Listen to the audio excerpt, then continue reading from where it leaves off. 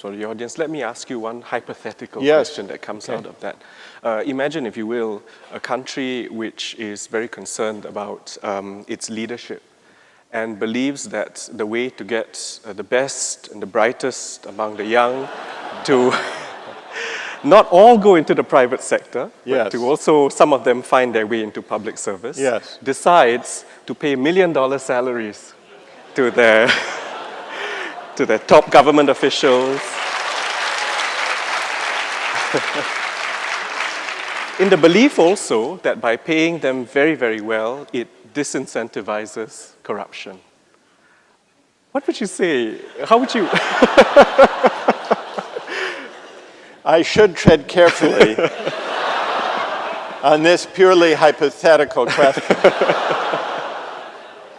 But I actually have a lot of sympathy for this way of compensating public service for two reasons. One is it's a way of making corruption less likely, although that depends on other cultural norms as well.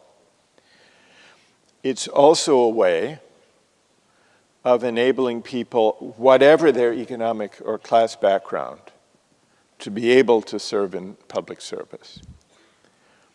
But there's yet another attractiveness to this from my point of view, which is it does honor and recognize public service in a way that is not easy to achieve.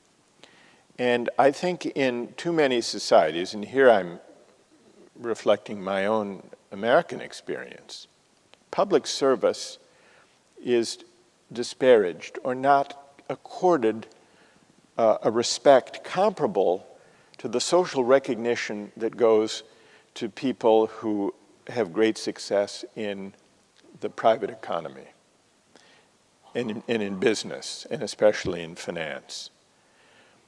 And if we really care about the common good, I think we need to honor and recognize public service. So I can't speak about the situation in Singapore. Oh.